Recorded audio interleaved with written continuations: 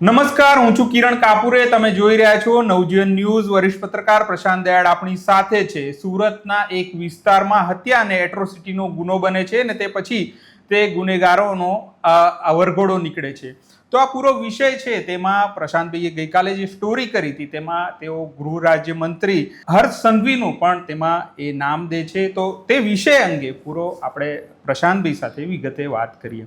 પ્રશાંતભાઈ, આમાં હર્ષ સંઘવીનું તમે નામ દીધું છે, તો એ નામ કેવી રીતે આવ્યું? તમે કેમ દો છો એમનું નામ? કિરણ, સૌથી પહેલાં તો ઘટના દર્શકોને કહેવી પડશે કે સુરતનો સલાબતપુરા વિસ્તાર છે, ત્યાં આગળ એક ઘટના ઘટે છે જેમાં હત્યા, બે મિત્રો વચ્ચેની ઘટના છે. પણ જે મૃતક છે એ દલિત પરિવારમાંથી આવતો હોવાને કારણે હત્યા અને એટ્રોસિટીનો ગુનો નોંધાય છે. અને પછી નિયમ પ્રમાણે એમની સર્વિસ થાય છે, જાહેરમાં ફટકારવામાં આવે છે, એમનો વરઘોડો નીકળે છે. આવી જગ્યા, અનેક જગ્યા આવી ઘટનાઓ ઘટતી હોય છે. આવું સુરતમાં પણ થયું. પણ આ ઘટના સૂચક એ રીતના બની કે સામાન્ય રીતે આ પ્રકારના કામ, જાહેરમાં ગુનેગારને ફટકારવાનું કામ કોન્સ્ટેબલ, સબ ઇન્સ્પેક્ટર કે ઇન્સ્પેક્ટર સુધી સીમિત હોય છે. પણ આ ઘટના વખતે સલાબતપુરામાં જે અધિકારી આપણને દેખાય છે સિવિલ ડ્રેસની અંદર હાથમાં લાકડી લઈને ચાલી રહ્યા છે, એ કોઈ સામાન્ય માણસ નથી. એ ગુજરાત કેડરના આઈપીએસ અધિકારી છે. અને કોઈ આઈપીએસ અધિકારી રસ્તા ઉપર ઉતરી એક કોન્સ્ટેબલ કોઈ ગુનેગારને મારતો હોય એ રીતના જો આઈપીએસ અધિકારી વર્તવા લાગે તો બહુ જ ગંભીર બાબત છે. કારણ કે આ આઈપીએસ અધિકારીનું કામ નથી. આઈપીએસ અધિકારી મગજથી કામ લેવાનું છે, બળથી નહીં. અને અહીંયા બળ બતાડવાનું કોઈ કારણ નહોતું. એટલે આપણે આ સ્ટોરી કરી અને કહ્યું કે આ કઈ રીતના આપણું પોલીસનું સ્તર, એટલે કે પોલીસિંગ આપણું નીચલા સ્તરે જઈ રહ્યું છે. આ પોલીસિંગ નથી. પોલીસિંગના અનેક પ્રકારો છે, પણ આઈપીએસ અધિકારી રસ્તા ઉપર ઉતરીને મારે એ ઘટના ચલાવી શકાય એવી નથી. બીજી બાબત એવી છે કે આ જે આઈપીએસ અધિકારી છે જેમનું નામ છે રાજદીપસિંહ નકુમ, એમનો જે ભૂતકાળ છે સતત વિવાદમાં રહ્યો છે. એ જ્યાં જાય છે ત્યાં વિવાદ ઊભો થાય છે. બોટાદમાં હતા આની પહેલાં, ત્યાં પણ વિવાદ થયો એટલે એમની બદલી કરવામાં આવી. આ આઈપીએસ અધિકારી છે એને સત્તાનું બહુ ગુમાન છે. હમણાં તાજેતરમાં જ સુરતમાં ડેપ્યુટી પોલીસ કમિશનરની બદલી થઈ, પણ એમની ન થઈ. એટલે એમણે પત્રકારોને કીધું, જોયું મારી તાકાત, મારી ઓળખાણ, કે બધાની બદલી થાય, મારી બદલી ના થાય. મારી બદલી ક્યારે થશે? જ્યારે હું ઈચ્છીશ. અને ક્યાં થશે? જ્યાં હું ઈચ્છીશ. તો આ સત્તાનું ગુમાન આ અધિકારીને ખૂબ છે. આ અધિકારીની પહેલાં સુરતના નાસિરનગરમાં જે ડિમોલિશન થાય છે ત્યાં પણ જોવા મળે છે, જેનો મામલો હાઈકોર્ટમાં પેન્ડિંગ છે.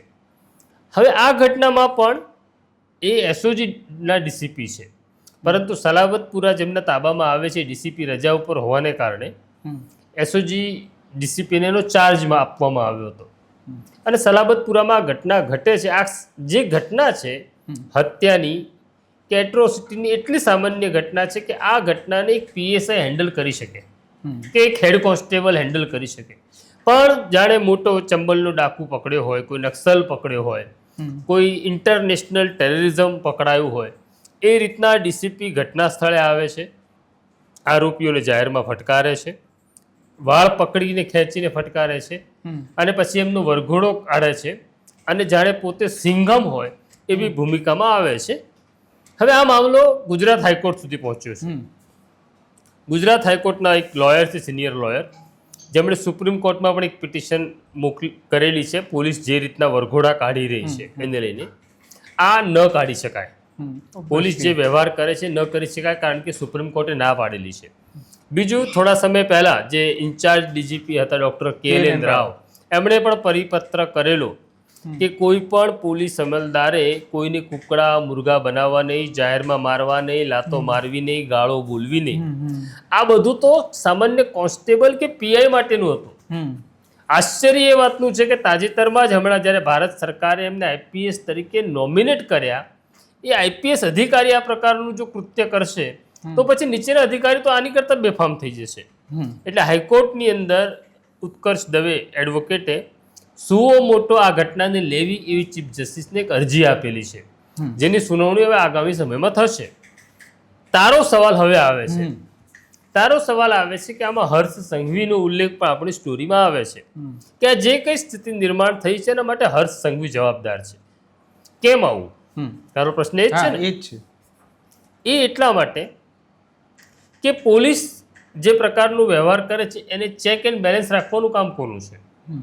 પોલીસ સાચું કરે છે કે ખોટું કરે છે એનું ચેક એન્ડ બેલેન્સ રાખવાનું કામ સરકારનું છે. એનું ચેક એન્ડ બેલેન્સ રાખવાનું કામ ગૃહમંત્રીનું છે. પણ ગૃહમંત્રીને મને એવું લાગે છે કે રીલ બનાવવાની બહુ મજા આવી રહી છે કે જે માલ વેચાય છે એ પ્રકારની ભાષા એ બોલે છે. આ ગૃહમંત્રીને ન શોભે. ગૃહમંત્રીએ બહુ ઠરેલ વ્યક્તિ તરીકે કામ કરવું પડે. અમિત શાહ પણ ગૃહમંત્રી હતા જ અને એ ગાળામાં જ એન્કાઉન્ટર થયા. તો અમિત શાહે કોઈ દિવસ એવું નથી કીધું કે ગોળીઓ ચાલશે, છાતીમાં વાગશે, તમે મરશો. કેટલીક ઘટનાઓ એવી હોય છે કિરણ કે જે બંધ બારણે થતી હોય છે. આ જે વરઘોડા કાઢવાની પ્રથા, જાહેરમાં મારવાની પ્રથા, આ એક નવો ટ્રેન્ડ છે. પોલીસને તો આવું બધું ગમે છે કારણ કે કેમ તો કે એના વિસ્તારમાં એનો વટ પડે, એને લોકો સિંઘમ તરીકે ઓળખે, એ બહુ બહાદુર. આમાં કોઈ બહાદુરી નથી. પહેલી વસ્તુ, તમારી કસ્ટડીમાં રહેલો 1 કે 2 કે 3 આરોપી છે ને તમે 50 લોકો એને મારતા હો તો આમાં કોઈ બહાદુરીની વાત કોઈ પોલીસ અધિકારી એવું માની લેવું નહીં કે આ બહાદુરી છે. બહાદુરી કોને કહેવાય એને એ પણ કહીશું. આ ટ્રેન્ડ અહીંયા બંધ હતો પણ હર્ષ સંઘવી આવી 2-3 ઘટનાઓમાં પોલીસે મારતા જોયા એમણે પોતે પણ. પછી એમણે શરૂ કર્યું કે કાયદામાં રહેશો તો ફાયદામાં રહેશો અને આરોપીની ચાલ તો બદલાવી જ જોઈએ. આ બધું છે ને સામાન્ય નાગરિક તરીકે મને ગમે. એ ગમે વસ્તુ જુદી છે પણ એને એ કાયદેસર નથી. પણ ગૃહમંત્રી આખી ઘટનાને કાયદેસર ઠેરવી રહ્યા છે. એટલે જસ્ટિફાઈ કરી રહ્યા છે કે પોલીસ આ જે કરે છે એ બરાબર છે. આ તો સવાલ એવો આવે કે આરોપીને નહીં મારવાનો, આરોપીને આરતી ઉતારવાની, આરોપીને બોલાવીને કોલ્ડ ડ્રિંક્સ પીવડાવવાની, બિરયાની ખવડાવવાની? ના, આ બધું જ આરોપીને એની હેસિયત બતાડવાની, આરોપીને જે ભાષામાં સમજાય એ સમજાવવાનું. બરાબર છે? હું આ જે ભાષામાં સમજાય એવું ઇન્વર્ટેડ કોમામાં કહું છું અને ઘણા અર્થ થાય. પહેલાં પોલીસ આ બધું જ કરતી હતી પણ જાહેરમાં નહોતી કરતી. હવે પોલીસે એ વસ્તુ જાહેરમાં કરવા લાગી છે, જાહેરમાં ન કરાય. બરાબર છે? હવે હર્ષ સંઘવી જો આને કાયદેસર ઠેરવી દેતા હોય તો પોલીસને એવું લાગે તો કંઈ વાંધો નહીં, આપણી સાથે ગૃહમંત્રી છે ને. પણ ભૂતકાળની તાજેતરની જ ઘટનાઓ જોઈએ કે આ બધા મામલા જ્યારે હાઈકોર્ટ પહોંચે છે ત્યારે પોલીસવાળા હાઈકોર્ટના ધક્કા ખાઈને થાકી જાય છે, તૂટી જાય છે. સરકાર એમની ભેગી ઊભી રહેતી નથી. એટલે ગૃહમંત્રી તરીકે જ્યારે આને જસ્ટિફાય કરે છે એટલા માટે એમનું નામ લેવું પડ્યું છે.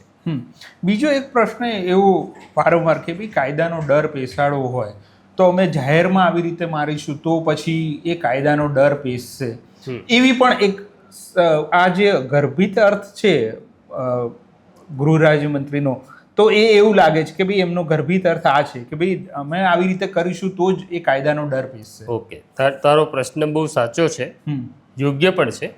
આપણે આ પ્રકારની સ્ટોરી કરીએ છીએ જ્યારે ત્યારે કોમેન્ટ બોક્સમાં દર્શકો પણ આવું લખતા હોય છે તો કે ડર બેસાડવા માટે આ અનિવાર્ય છે. આવું ગૃહમંત્રી પણ માને છે, હર્ષ સંઘવી પોતે પણ માને છે કે આ ડર બતાડવાનો એક રસ્તો છે.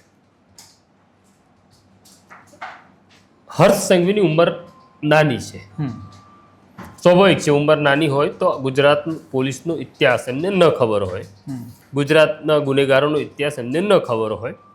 પણ સાથે રહેલા જે અધિકારીઓ છે જે સમજદાર છે એમણે તો કેવું પડશે ને. પણ અહીંયા એવું છે, હર્ષભાઈની તકલીફ એવી છે કે અહીંયા હા પાડનારાનું ટોળું છે, ના પાડનારું કોઈ નથી. અને જ્યારે તમારી ટીમની અંદર તમને કોઈ ના પાડનારું ના હોય ને ત્યારે તમારું જહાજ ડૂબાડે આ ટીમ. આવી સ્થિતિ હર્ષભાઈની છે. મેં અમદાવાદની અંદર 85ના ગાળામાં 85થી લઈને લગભગ 95, 97, 98 સુધી અમદાવાદમાં અબ્દુલ લતીફનો દબદબો જોયો. અમદાવાદમાં અબ્દુલ લતીફે ફેલાવેલો આતંક મેં જોયો. અને પછી સરકાર બદલાય છે, સરકાર ભારતીય જનતા પાર્ટીની આવે છે, સરકાર શંકરસિંહની આવે છે અને સરકારમાંથી સૂચના મળે છે કે હવે આ નાબૂદ થવું જોઈએ, લતીફનું સામ્રાજ્ય ધ્વસ્ત થવું જોઈએ. ત્યારે AK સુરલિયા જેવા ડેપ્યુટી પોલીસ કમિશનર અમદાવાદ શહેરમાં હતા. એમણે લતીફની ગેંગને નાબૂદ કરવા માટે જે કરવું પડ્યું એ કર્યું. એક સમય એવો હતો કે લતીફનું ઘર જે પોપટિયાવાડમાં છે ત્યાં કોઈ પોલીસ અધિકારીને જવું હોય તો SRPની એક કંપની લઈને એટલે 100 માણસ લઈને જાય ત્યારે જઈ શકતા હતા. અને જ્યારે નક્કી કર્યું કે સુરેલિયાએ કે બસ હવે આનો અસ્ત નક્કી છે. અમદાવાદમાં એવા ઓફિસર હતા, AK સુરેલિયા હતા, સતીશ વર્મા હતા, AK સિંઘ હતા, આશીષ ભાટિયા હતા, PK ઝા હતા. આ એવા નામ છે કે જે નામ ગુજરાત પોલીસના અધિકારીઓ ગૌરવથી લઈ શકે એવા બહાદુર અધિકારીઓ હતા કે જેમણે લતીફના સામ્રાજ્યને પૂરું કરી નાખ્યું. એ સામ્રાજ્યને પૂરું કર્યું એ કયા અધિકારીએ લતીફનો કે લતીફની ગેંગનો વરઘોડો કાઢ્યો મને બતાડો. કોઈનો વરઘોડો મેં નથી જોયો. મારી ઉંમરમાં જે અમદાવાદના લોકો છે એમણે પણ એમને યાદ હશે કે આવો કોઈ ગુનેગારનો વરઘોડો એમણે નથી જોયો. અને છતાં લતીફ કે લતીફના માણસો સાથે જે કરવાનું હતું એ ક્રાઇમ બ્રાન્ચની તોતિંગ દિવાલોની વચ્ચે થયું, જેની લોકોને ખબર ન પડી. અને લતીફ ગેંગને અને લતીફના સમર્થકોને ખબર પડી કે હાલત એટલી ખરાબ થાય છે અને પછી આખું સામ્રાજ્ય ધ્વસ્ત થયું. આજે એવી સ્થિતિ નિર્માણ થઈ છે કે એક કોન્સ્ટેબલ દરિયાપુર પોલીસ સ્ટેશનને કોન્સ્ટેબલ કે ક્રાઇમ બ્રાન્ચનો એક સામાન્ય કોન્સ્ટેબલ પણ ત્યાં પહોંચે છે, એકલો જાય છે. કોઈને સમન્સ આપવાનું હોય તો સમન્સ આપીને પાછો ફરે છે, પણ એ પોલીસવાળાનું કોઈ નામ નથી લેતું. તો કોના વરઘોડા નીકળ્યા? પણ છતાં એ ડર ઊભો થઈ ગયો ને. જ્યારે પોરબંદરની અંદર ભૂરા મુંજા કે સરમણ મુંજાનું સામ્રાજ્ય ચાલતું હતું ત્યારે SP તરીકે સતીશ વર્માને મૂકવામાં આવ્યા. સતીશ વર્માએ સરમણ મુંજાની કઈ ગેંગના માણસનો વરઘોડો કાઢ્યો કે જાહેરમાં ફટકાર્યો, પણ ત્યાં આગળ એ સામ્રાજ્ય પૂરું કર્યું. એવું કહેવામાં આવતું ત્યારે કે પોરબંદર એ ગુજરાતનો હિસ્સો નથી, અહીંયા કાયદાનું શાસન સમાપ્ત થાય છે. ત્યાં અલગ ટેક્સ લેવામાં આવતો હતો, અલગ પ્રકારના વેપારો ચાલતા હતા. એ બધું જ ધ્વસ્ત થયું. પણ એ સતીશ વર્મા હોય, AK સુરેલિયા હોય, આશીષ ભાટિયા હોય, PK ઝા હોય, AK સિંઘ હોય, કોઈએ આ પ્રકારના સરઘસો ન કાઢ્યા. અને સતીશ વર્માનું નામ નીકળે, AK સુરેલિયાનું નામ નીકળે તો આરોપી એના ઘરે પણ ઉતરી પડતો હતો. તો ડર એને કહેવાય. આ ડર નથી, આ તો એક શોબાજી છે તમારી. આ ન ચાલે. હું એવું નથી કહેતો કે આરોપી તો શું લતીફ થમ્સઅપ પીવડાવી હશે ક્રાઇમ બ્રાન્ચમાં બોલાવીને, એવું તો ના, બરાબર, એવું તો નથી ને. પણ જે કરવાનું હતું લતીફ કે લતીફના માણસો સાથે કે પોરબંદરમાં સરમણ મુંજાની ગેંગ સાથે થયું, પણ જાહેરમાં ન થયું. અને છતાં આજે પોરબંદર સલામત છે, અમદાવાદ સલામત છે. દરિયાપુરમાં એકલો પોલીસવાળો જઈ શકે છે કારણ કે આવા બહાદુર, ખરા અર્થમાં બહાદુર હતા, જે સરકારને પણ કહી શકતા હતા કે આ કરીશું, આ નહીં કરીએ. સરકારને ના પાડવાની હિંમત કરવી ને એને બહાદુરી છે. સરકાર કે એમાં તો એક કોન્સ્ટેબલ પણ કમિશનર જેવો પાવર બતાડી જાય, એમાં ક્યાં નવાઈ છે? પણ સરકારને કહેવું પડે કે આ ખોટું છે, આ નહીં કરીએ. તમારે કાયદોની વ્યવસ્થા જોઈએ છે એ પ્રસ્થાપિત કરી બતાડીશું કારણ કે અમારું કામ છે. જ્યારે એક આ IPS અધિકારી છે રાજદીપસિંહ નકુમ, જેના ખભા ઉપર અશોક સ્તંભ લાગે છે, અને એ આ પ્રકારનો બાલિશ વ્યવહાર કરે, એક સામાન્ય કોન્સ્ટેબલને પણ ન ચલાવી શકાય એમ તમે રસ્તા ઉપર ઉતરીને શું બતાડવા માંગો છો?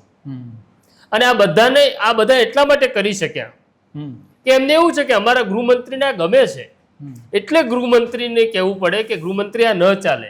આ ગુજરાતનું કોઈ પોલીસવાળો કંઈ કરે એના માટે કે હર્ષ સંઘવી જવાબદાર નથી, એના માટે ભૂપેન્દ્ર પટેલ જવાબદાર નથી. પણ તમે નાના પોલીસવાળાઓ હોય કે એક IPS અધિકારી હોય, ખોટું કરતો હોય એને તમે જસ્ટિફાય કરવા લાગો તો ચોક્કસ તમારી જવાબદારી છે. પણ તમે જે કીધું કે આ ઓફિસરો હા કે નામાં સ્પષ્ટ રીતે સરકારને કહેતા હતા, તો એવી રીતે સરકારનું પણ વલણ એવું હશે ને કે ભાઈ તમે અમને ના કહેશો તો વાંધો નથી, જે હવે નથી જોવા મળતું એવું કહી શકાય? નહીં, ચોક્કસ એવું કહી શકાય. ને આવા અધિકારી હવે નથી એવું પણ નથી. આવા અધિકારી છે. મને હમણાં જ એક તાજેતરમાં જ ખબર પડી કે સુરતના અડાજણમાં એક પોલીસ ઇન્સ્પેક્ટર હતા, હર્ષ સંઘવીની ઓફિસમાંથી કે હર્ષ સંઘવી તરફથી સૂચના આવી DCPને કે આ અડાજણમાં આ ગુનો દાખલ કરો. ડીસીપી સૂચના આપે છે કે હર્ષ સંઘવીની ઓફિસમાંથી સૂચના છે આ ગુનો દાખલ કરો, એ પીઆઈએ સ્પષ્ટ ના પાડી દીધું, ગુનો બનતો નથી, ગુનો દાખલ નહીં કરું. એને એ જે ભાષામાં કોઈ એના શબ્દોમાં કહું તો ભાઈ કોર્ટમાં છે ને મારે મારા બાપનું નામ લખાવવાનું, એક્ઝેક્ટલી બરાબર છે, હર્ષ સંઘવીનું નામ ક્યાંય નહીં આવે. એટલે મારે કોર્ટમાં જવું નથી અને મારે મારા બાપનું નામ લખાવવું નથી. હું આ ખોટું કામ છે નહીં કરું, મારી બદલી કરવી હોય તો કરો અને થઈ જાય બદલી. તમને મોહ ના હોય કે તમને ડીસીપી બનાવો કે સીપી બનાવો કે એસપી બનાવો, મોહ ના હોય તો તમે કામ કરી શકો છો. અને આ એવું છે કે તમે આ ડર કાઢીને કામ કરવા લાગો તો સરકારને પણ સારા અધિકારીની જરૂર પડે છે. એક્ઝેક્ટલી. A.K. સુરલિયા છે, સતીશ વર્મા છે, A.K. સિંહ છે, હું આજે નામ વારે ઘડીએ બોલું છું, એ કે સરકારને ગમતા નામ થોડા હતા, નહોતા, પણ છતાં એમને એક્ઝિક્યુટિવ પોસ્ટિંગ મળતા હતા. એ એસપી રહેતા હતા, એ આઈજી થતા હતા, એ એડિશનલ સીપી થતા હતા. આ પીકે ઝા એક રેડ કરે છે જામનગરમાં, રામાનાથા ગઢવી નામના આરોપીને પકડે છે અને એના ઘરમાં ચિમનભાઈ પટેલની એક મોટી તસવીર હતી. ત્યારે એવું કહે છે કે આ દેશદ્રોહીઓ સાથે આ સંબંધ રાખે છે, તો આ મુખ્યમંત્રી પણ દેશદ્રોહી છે. આવું કહેવાની હિંમત એ એસપીઓમાં હતી. આજે તો નિર્માલ્ય અધિકારી હોય એવું લાગે છે. બહાદુરી ન બતાડો તો કંઈ નહીં, પણ ખોટા કામ અમે નહીં કરીએ. એક્ઝેક્ટલી. અને બીજું કે જ્યારે આઈપીએસ અધિકારી તમે કહો છો કે આવા નાના ગુનેગારોમાં એમાં સામેલ થાય તો પછી મોટા મોટા જે કામ છે એમનું જે કામ જે બુદ્ધિથી લેવાનું છે એ બધું રહી જાય ને. ચોક્કસ રહી જાય કિરણ. એટલે અફસોસ સાથે કહેવું પડે છે, ગુસ્સો પણ આવે છે, દુઃખ પણ થાય છે કે આઈપીએસ અધિકારી કેટલું બધું મોટું કામ કરવાનું હોય છે. હમણાં અમદાવાદની જ વાત કરીએ કે અમદાવાદના ચંડોળા વિસ્તારની અંદર એક દેશી તમંચા જેવા 4 હથિયાર પકડાય છે.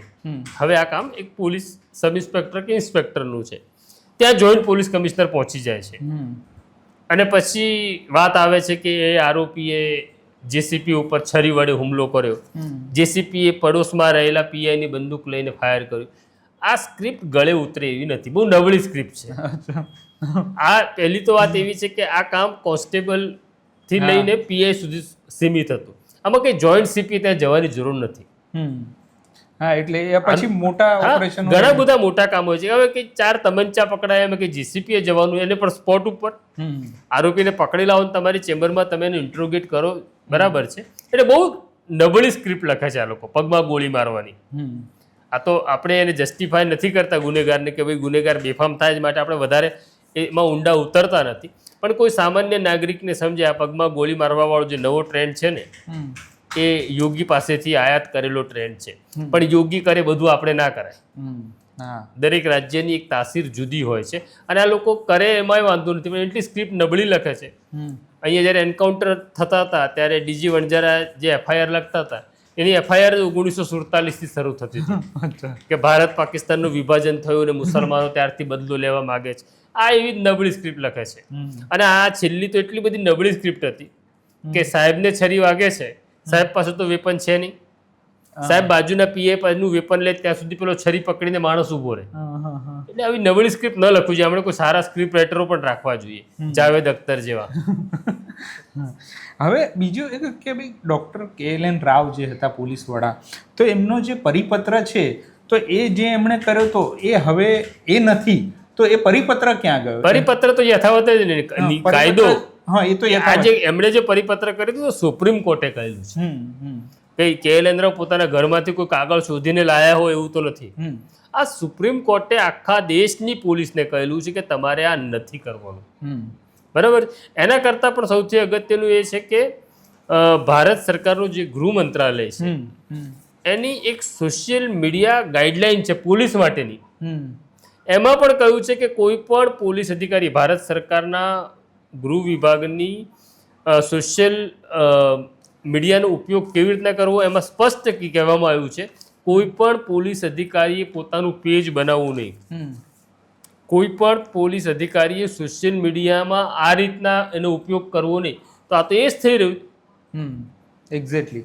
હવે છેલ્લો સવાલ કે આ જ્યારે આઈપીએસ આવું કરે ત્યારે ઓબ્વિયસલી તમે એ વાત વણી લીધી, પણ એની અસર જે નીચે હોય જેટલા પણ હેડ કોન્સ્ટેબલ, પીઆઈ, પીએસઆઈ, એ બધા પર એમની શું અસર પડે? એટલે એ જ છાપ લઈને જતા હશે ને? ચોક્કસ. મારો સાહેબ જો આ સુરાતન બતાડતો હોય હા. તો મારે આના કરતા તો સવા ગણું સુરાતન બતાડવું પડે ને. હમ. આ ટ્રેડિશન ખોટી છે. હમ. હું હજી પણ ફરી કહું છું કે હું એવું નથી કહેતો કે કોઈ આરોપીને ન મારવો જોઈએ. હમ.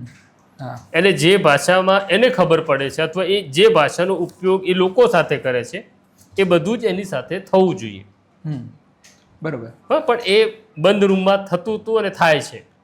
હવે તમે રસ્તા ઉપર કોઈને મારશો, હમ. બરાબર છે, હવે માની લો કે તમે પગમાં ગોળી મારવાનો ટ્રેન્ડ શરૂ કર્યો, હમ. પણ આ સ્ટોરી ક્રાઇમ બ્રાન્ચની સાચી માની લઈએ હમ. કે જેસીપી ઉપર ચાકુ વડે હુમલો કર્યો, હમ.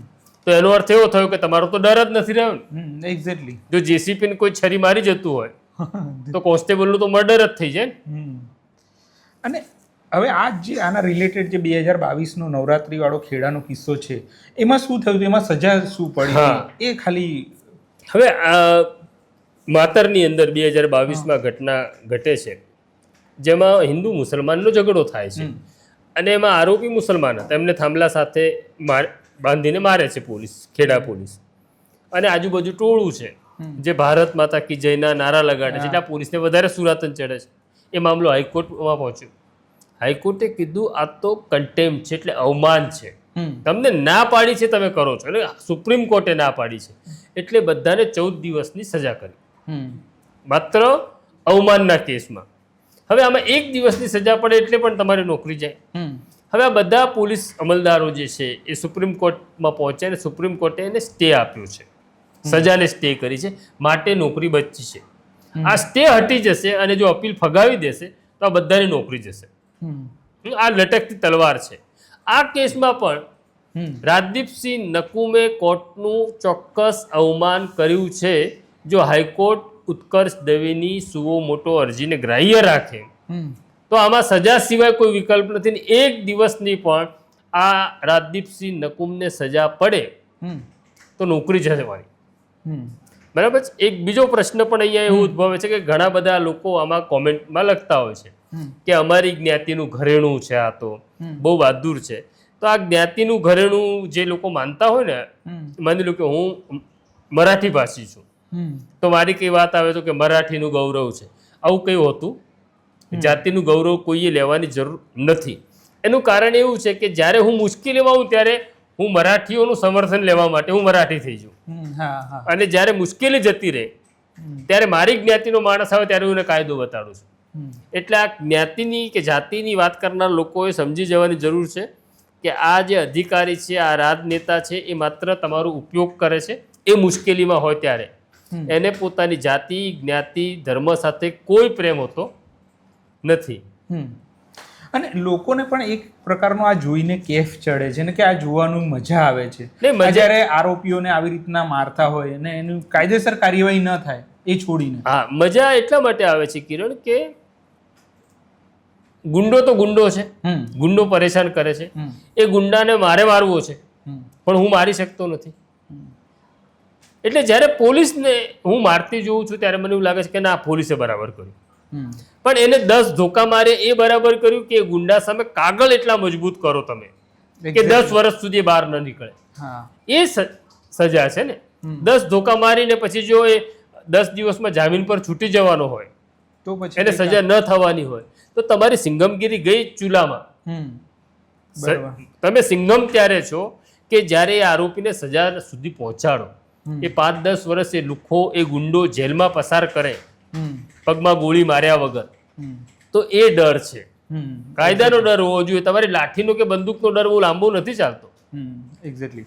તો આ હતી પ્રશાંતભાઈ સાથેની વાતચીત. એટલે કાયદા પ્રણાલીને કેવી રીતના ગૃહમંત્રીથી લઈને પ્રજાએ અનુસરવું જોઈએ તેની વાત સરસ રીતે પ્રશાંતભાઈએ મૂકી આપી. અને જે પોલીસ ઓફિસર થઈ ગયા ગુજરાતમાં તેની પણ બહાદુરીના કિસ્સા તેમણે કહ્યા. તો આ પ્રકારની સ્ટોરીઝ લઈને અમે નવજીવન ન્યૂઝ પર આવતા રહીશું.